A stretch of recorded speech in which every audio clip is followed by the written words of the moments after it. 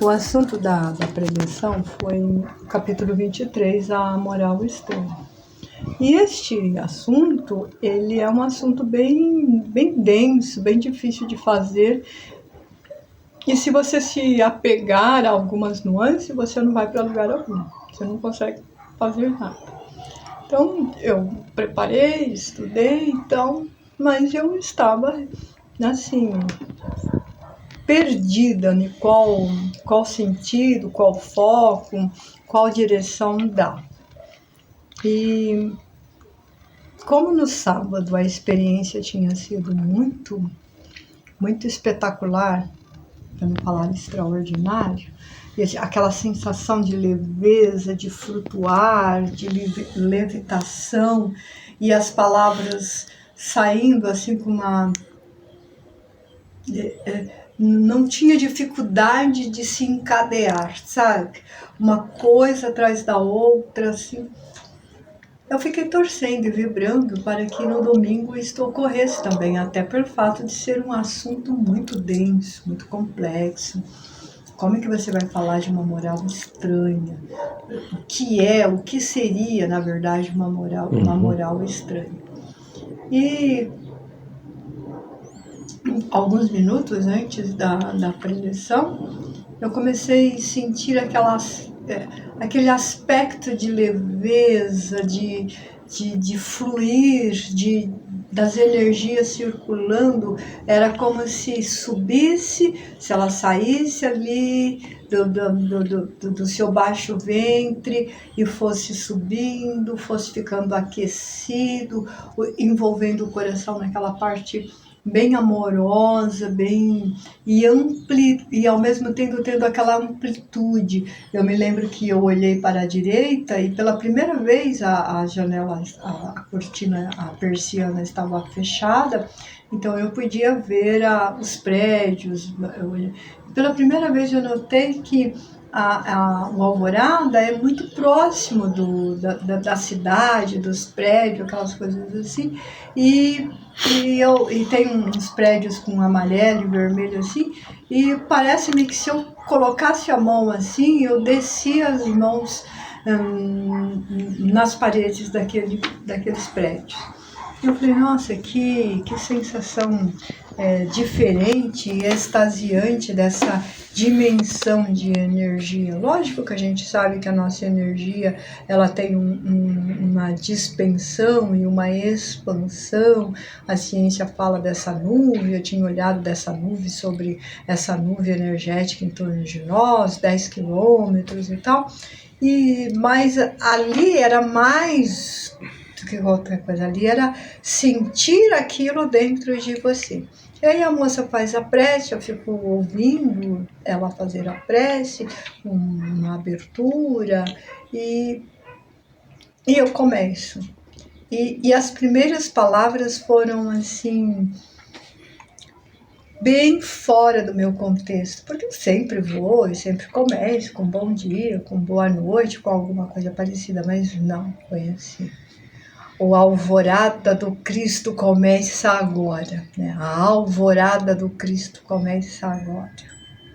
Se você pensar o que é moral estranha, e se você se apegar a palavras, a letra, como esclareceu Paulo de Tarso, que ela mataria em vez de vivificar o seu espírito, seria completamente estranho pensar em Jesus dizendo para aborrecer o pai, aborrecer a mãe. Mas se nós analisarmos de que nós temos que amar a nossa vida espiritual, a verdadeira vida, no sentido de que somos espíritos em experimento e que a experiência parte da espiritualidade para o físico, entenderemos que aqueles que estão a caminho conosco na condição de pai, de mãe, de irmãos, também é um aprendiz do mesmo mestre que você diz seguir, mas não compreende as suas palavras. Então não há nada de estranho tentar amar menos ou aborrecer o pai, aborrecer a mãe, em favor daquele que disse que onde ele estivesse esperaria por nós. Os passos dessa escalada da evolução é nosso. Nós precisamos dar. A espiritualidade maior já está no seio eterno de Deus. Nós estamos em expiação e provas, expiações e provas, porque nós estamos refazendo caminhos. Nós falamos na espiritualidade: estou pronta para caminhar ao lado deste que será meu pai, desta que será a minha mãe, e não tem importância se eu a amo mais do que qualquer coisa ou se ela aborrece-me como adversário mais do que qualquer coisa. Eu preciso é me colocar a caminho. Quando eu me coloco a caminho, a minha mudança, o meu movimento, a minha dimensão de aprendizagem vai levar o aprendizado para aquele que está como pai, para aquele que está como mãe, para aquele que está como irmão. E muitas vezes nós nos apegamos a essa vida material, agarrando-se a ela, fazendo com que todo o egoísmo que nós podemos produzir, veneno dos nossos vícios, vem à tona quando o nosso pai, quando a nossa mãe, já em idade avançada, desesperado para voltar para a espiritualidade, e nós agarrando, segurando e impedindo a sua libertação do corpo físico, cárcere de dor, cárcere de sofrimento, cárcere de aprendizado, mas que impede o espírito de alar-se pelo universo. Então nós precisamos colocar-se à disposição, dizendo à espiritualidade da forma como você o concebe, se é o anjo, se é o Espírito Santo, se são os santos da igreja, os amigos espirituais para nós que somos espíritas, dizendo: seja feito, Senhor, a tua vontade, que ele já cumpriu a tarefa de educar-me e encaminhar-me para uma vida maior. Então eu estou amando mais a espiritualidade. Parece aborrecente, parece dolorido e parece egoístico desprender-se do Pai e dizer: ide, volte à verdadeira vida. Mas é o amor sublime, o amor da consciência cósmica, aquele que Jesus disse que veio ensinar, para que as alvoradas de todos os lugares possa se mostrar em todos os seus reflexos de cor o que é a vida perante a espiritualidade maior. E ele ainda nos diz que quando nós amamos o Cristo, nós precisamos escolher e fazer sacrifícios. E muitas vezes teremos que dizer não para o pai, não para a mãe, não para as festas de famílias, para a festa de aniversário, para a convivência e os encontros de finais de semana, em favor do irmão que peleja na escuridão de si mesmo por não compreender que Deus é um Deus vivo e que Jesus veio encerrar a porta da morte para a espiritualidade, dizendo-nos que só o corpo físico perece, mas que o espírito ele tem a eternidade para evoluir. E muitas vezes nós precisamos levar a palavra, mesmo que desejamos estar com amigos, mesmo que desejamos estar com as famílias, nós levamos a palavra do Cristo para todos os lugares, porque ele disse que enquanto uma única só pessoa não soubesse dele, não soubesse dos seus ensinos, da sua vinda, ele não poderia construir o reino dele na terra.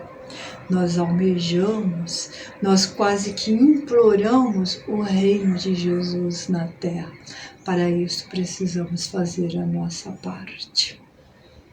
E ele nos recomenda deixar as coisas materiais fluir como ela deve fluir, sem nos apegarmos. Por isso que ele diz para enterrarmos os mortos, deixar os mortos enterrar os seus mortos, porque são pessoas que estão com as suas mentes somente voltadas à vida material. E nós não somos matéria, nós somos espírito, nós somos essência divina, nós recebemos o hálito do próprio Criador em nossa vida. A nossa essência é do Criador e não da matéria. Então nós precisamos sim cuidar da vida material, nós precisamos sim do trabalho. É para isso que nós passamos para a vida encarnada, para termos esta experiência. Mas a nossa essência não podemos esquecer, ela é divina.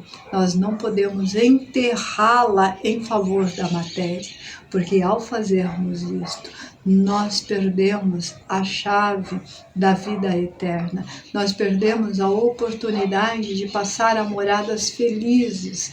Nós perdemos a oportunidade de encarnações melhores. Nós estamos aqui tirando de nós os espinhos do passado, aqueles mil nada que o Espírito de verdade já ensinou.